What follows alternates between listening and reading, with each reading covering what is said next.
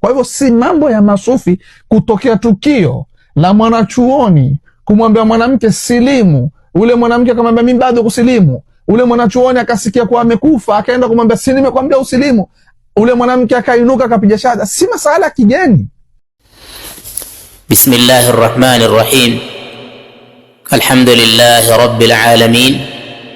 Wa sallallahu wa sallam ala nabiyyina Muhammadin wa alihi wa sahbihi ajma'in, amma ba'd.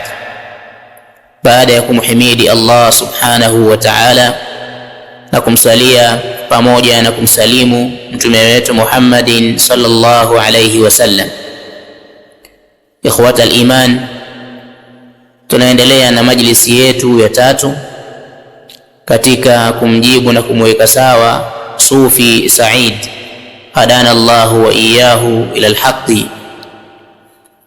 Katika majlisi hii tunaendelea kumfahamisha na kumweka sawa katika ushahidi wa mwisho ambao amemaliza nao, ili kuthibitisha na kuyatia nguvu yale ambayo yamezungumzwa na shekhe wake, ambayo si mambo ya sawa sawa na ni mambo ambayo ni mustahili, yasiyowezekana.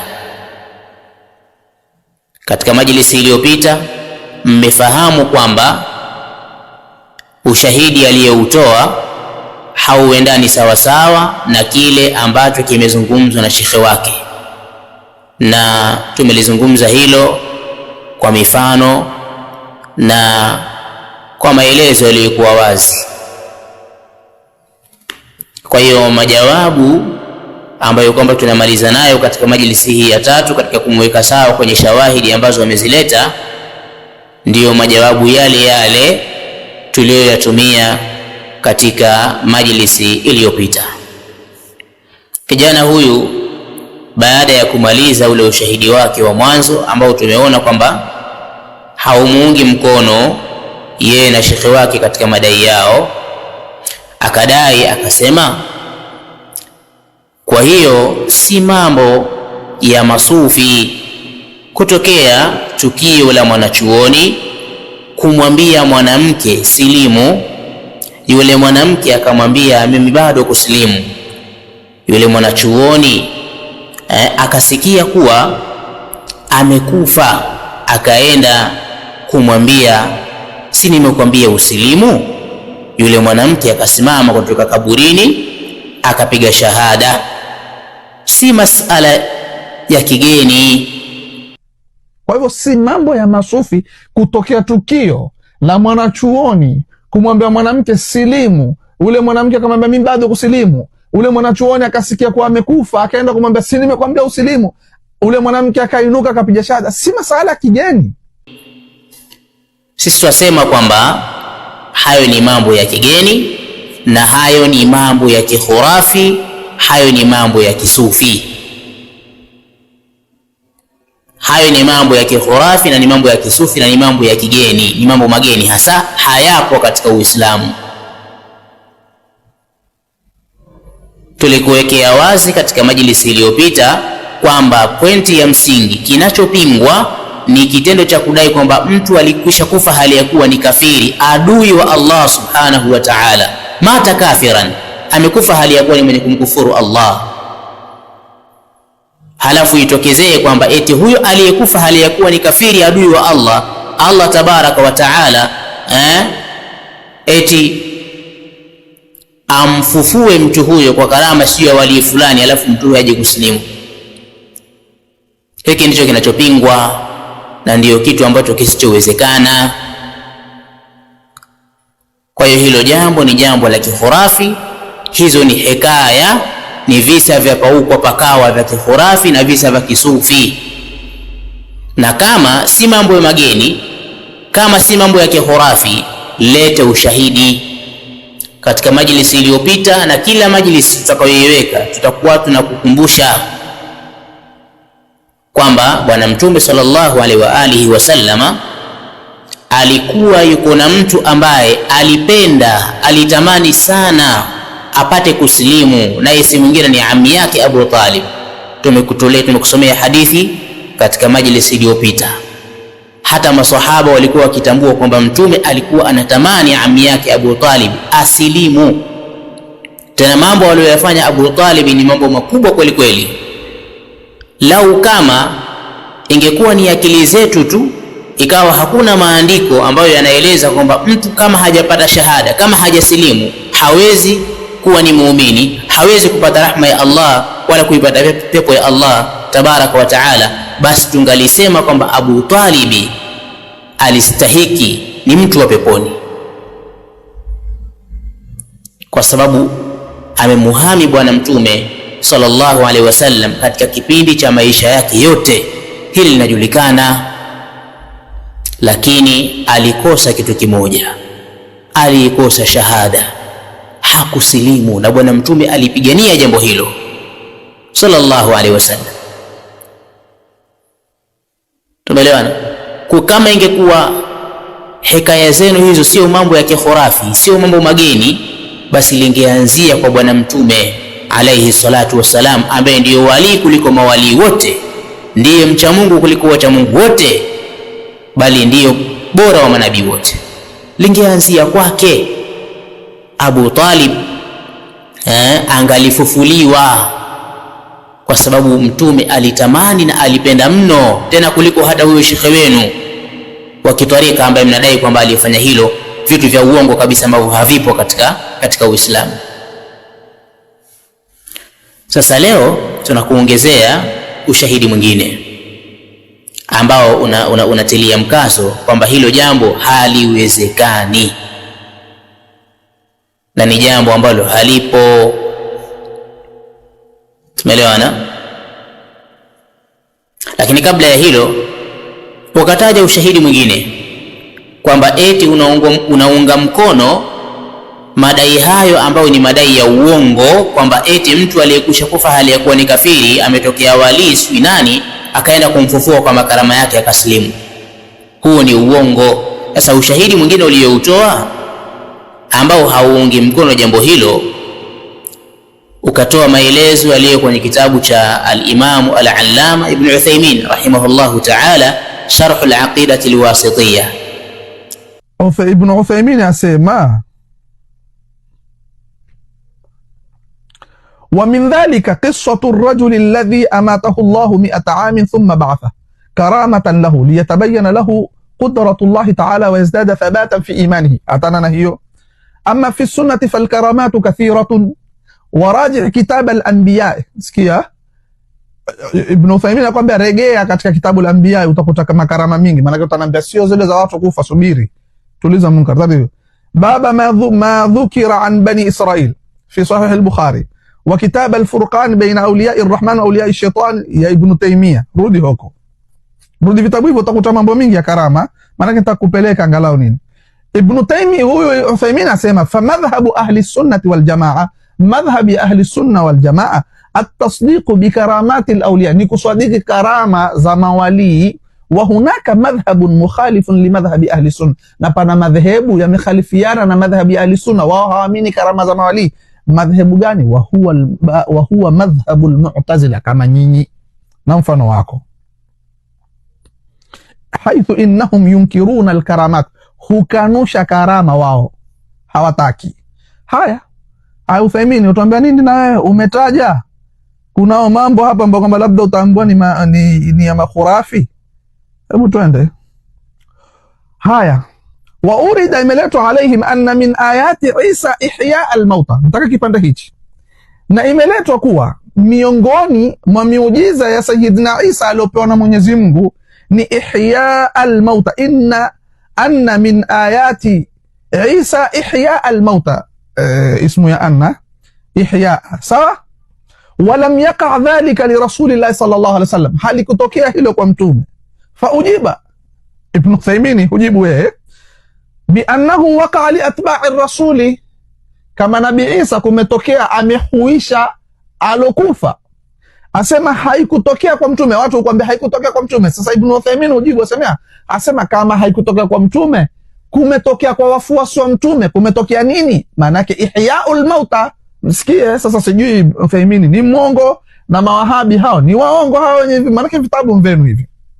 Asema nini? limetokea kwa atba'i rasuli, kwa wafuasi wa mtume alayhi salatu wasalam, kama fi qissati rajuli, kama katika kisa cha mtu alladhi, ambacho kwamba mata himaru, mtu ambaye kwamba mata himaruhu, amekufa punda wake, fi athna'i tariqi, katikati ya njia. Mtu ana punda akafa. Sikia Ibn Uthaymeen anasema nini, nitakuorodheshia picha hapo zione, nafikiri waziona. Fi athna'i tariqi fadaqa Allah, sikiza, ule mtu punda baada ya kufa akamwomba Mungu an yuhyiyahu, amuhuishe ule punda, amekufa, akamwomba Mungu mfanya awe hai huu. Fa ahyahu Allahu ta'ala, Mungu akamhuisha. Kiswa hicho kimetajwa katika nubuwati, kiswa hicho kimetajwa katika vitabu vingi, kipo. Punda amekufa, wali akanywa mikono akamwomba dua, akainuka. Sasa sijui itakuwa mwongo nani hapa, Allahu a'lam. Mimi hapa nimemaliza. Hivi ni katika vitabu viwili tu. Haya maelezo ambayo kwamba unayasoma kwenye kitabu cha Ibn Uthaymeen rahimahullahu ta'ala ni sawa na yale uliyoyasoma kwenye kitabu cha al-Imam al-Baihaqi, maelezo yaliyonukuliwa kutoka kwa Imam al-Bukhari, kwamba ndani ya ushahidi huu hakuna kinachosapoti na kuunga mkono maelezo ya uongo mnayoyatoa.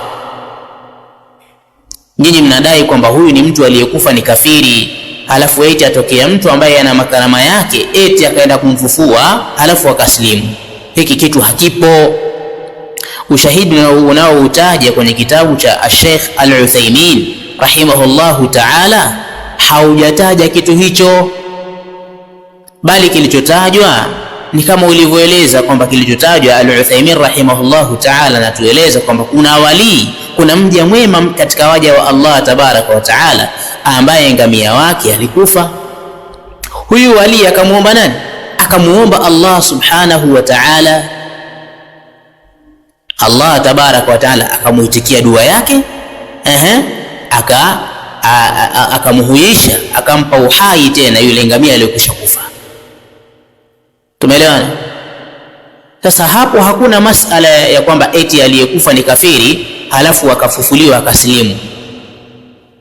Kwa lazima uzingatie jambo hili. Hii ndio pointi ya msingi. Ushahidi na utoa pia kwenye kitabu cha al-Imam Al-Uthaymeen rahimahullah haukuungi mkono kabisa hata mara moja. Tena cha ajabu ni kwamba ukiangalia huyo wali alimuomba Allah tabaraka wa taala, ewe Allah nakuomba, amuomba Allah subhanahu wa taala amuhuishe nani? Yule ngamia wake aliyokufa, na Allah akamuitikia dua yake. Lakini cha ajabu nyinyi mnasema, mnaonesha wazi kabisa kwamba huyo wali wenu huyo, sijui sharifu wenu huyo, eti yeye alikwenda kwenye kaburi baada ya kufariki kwa huyo mtu aliyekuwa ni kafiri. Yani yeye ndo akafika na muamrisha kwamba, kwa nini nilikwambia, si nilikwambia usilimu, alafu akaamka pale pale akasilimu. Sasa hii ni ghuluu kwanza.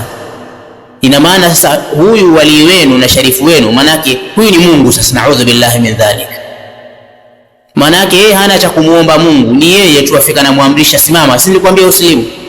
Haya ndio yale aliyoyasema Al-Ghumari, mwanachuoni wenu wa Kisufi, na wazodoa nyinyi kwamba huko ni kuwapaisha mawalii, kuwafikisha kwenye levu ya uungu, kama mlivyodai kwa maelezo ya uongo.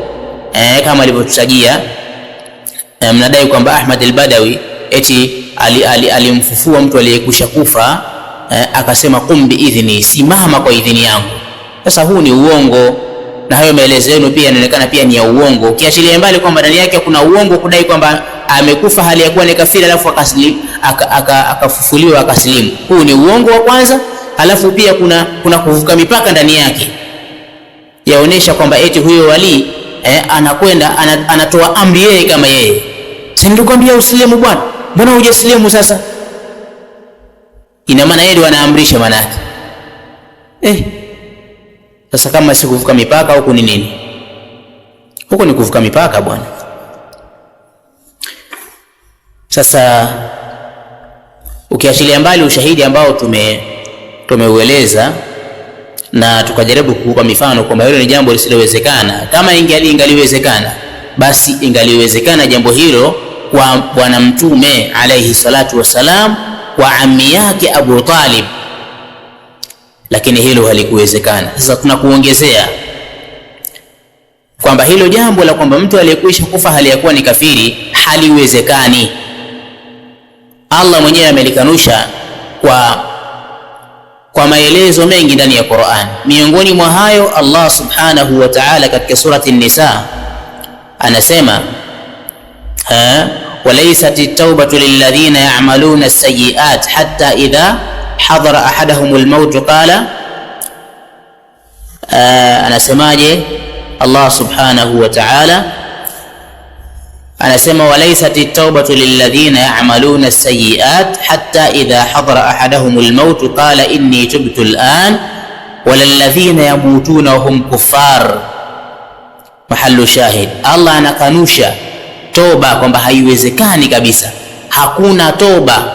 Walladhina yamutuna hum kuffar, wala wale ambao kwamba watakufa hali ya kuwa ni makafiri, hawa tena hakuna toba kwa wao.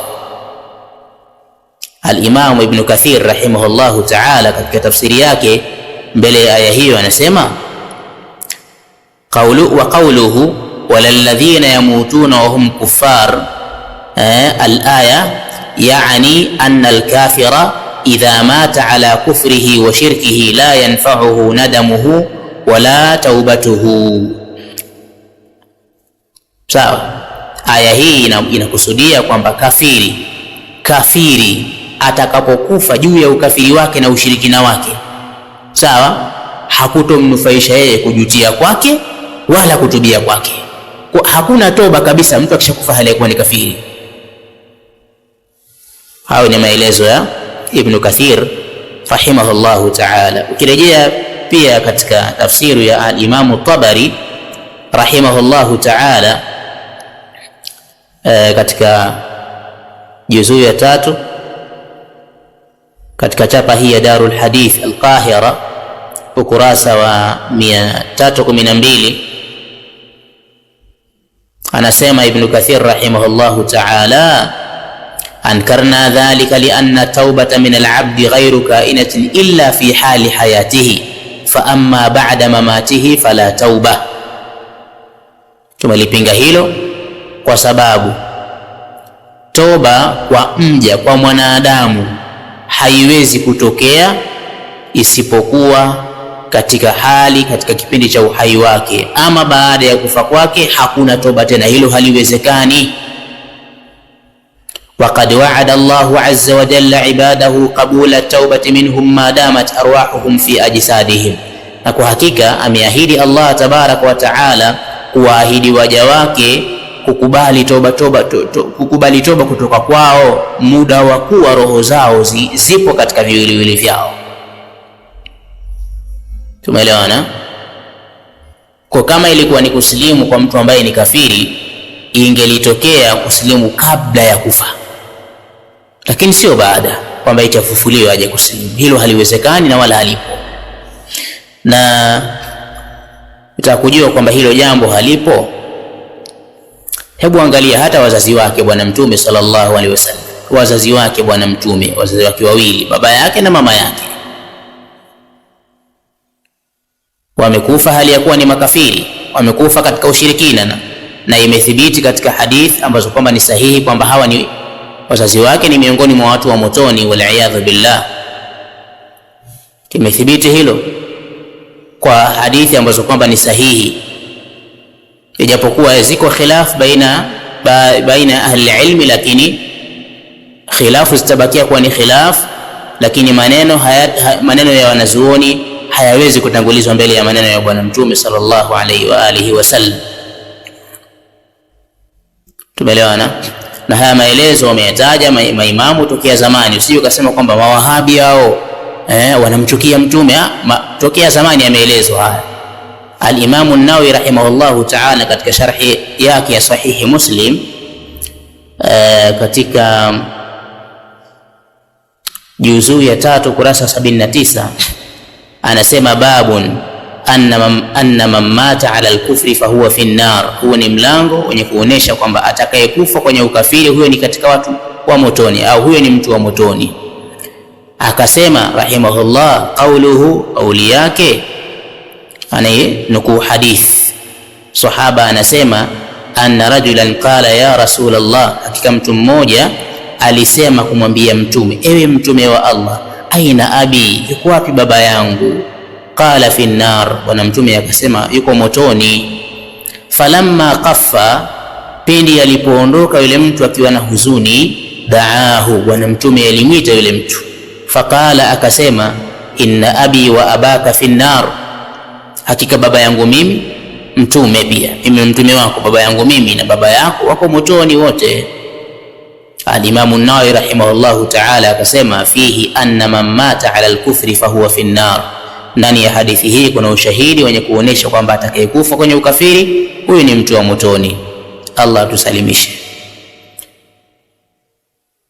Pia katika juzuu ya 7 sharhi sahihi Muslim ukurasa 45, Imam an-Nawawi rahimahullah akasema qauluhu sallallahu alaihi wasallam, kauli yake bwana Mtume sallallahu alaihi wasallam aliposema ista'adhantu rabbi an astaghfira li ummi falam ya'dhan li, nilimuomba idhini, nilimuomba Allah ruhusa nimuombe msamaha mama yangu, lakini Allah hakuniidhinia hilo, hakuniruhusu. Wasta'adhantuhu, na nikamuomba ruhusa, nikamuomba Allah an azura qabraha, aniruhusu nikalitembelee basi kaburi lake. Faadhina li, akaniruhusu hilo. Al-Imam an-Nawawi rahimahullahu ta'ala akasema fihi jawazu ziyarati al-mushrikina fi al-hayati wa quburihim ba'da al-wafat, ndani ya hadithi hii kuna ushahidi wa kujuzu kufaa kuwatembelea washirikina wakiwa wako hai na kadhalika kuyatembelea makaburi yao baada ya kufa, akionyesha wazi kwamba mama yake Mtume na baba yake wamekufa hali ya kuwa ni washirikina na ni katika watu wa motoni, wal billah. Kadhalika al-Imam at-Tabari rahimahullahu ta'ala katika tafsiri yake juzuu ya 2 ukurasa 560, akiwa katika kuielezea aya inayosema wala tus'al an ashabil jahim, akasema al-Imam at-Tabari wa anna abawaihi kana minhum, na hakika wazazi wake bwana Mtume sallallahu alaihi wasallam walikuwa ni miongoni mwa hao, miongoni mwa watu wa motoni. Kwa hiyo haya maelezo yamezungumzwa na maulama tokea zamani, yakiwa yamejengwa juu ya maelekezo na maneno ya bwana Mtume alayhi salatu wasalam yaliyothibiti bila shaka. Sasa hilo mnalolidai kwamba kafiri eti amefufuliwa akasilimishwa, kama ingekuwa ni jambo lenye kuwezekana, basi hilo jambo lingaliwezekana kwa nani? Lingaliwezekana jambo hilo kwa bwana Mtume sallallahu alaihi wasallam, kwa wazazi wake. Au mwataka kutuambia kwamba huyo kafiri aliyefufuliwa na huyo wali wenu au shekhe wenu huyo, japo ni uongo, mwataka kutuambia kwamba huyo kafiri ana thamani sana mbele ya Allah tabaraka wa taala kuliko wazazi wake bwana Mtume sallallahu alaihi wasallam, ana thamani sana mbele ya Allah tabaraka wa taala kuliko ammi yake Abu Talib. Sasa imewezekanaje liwezekane hilo kwa huyu kafiri asiyojulikana, hana lolote, alafu lishindikane jambo hilo kwa wazazi wa bwana Mtume na ammi yake Abu Talib? Hiyo yote ni kuonesha kama hilo jambo ambalo kwamba mlitetea ni jambo ambalo halipo na wala haliwezekani. Wallahu a'lam, wa sallallahu ala nabiyyina Muhammad wa alihi wa sahbihi ajma'in, walhamdulillahi rabbil alamin.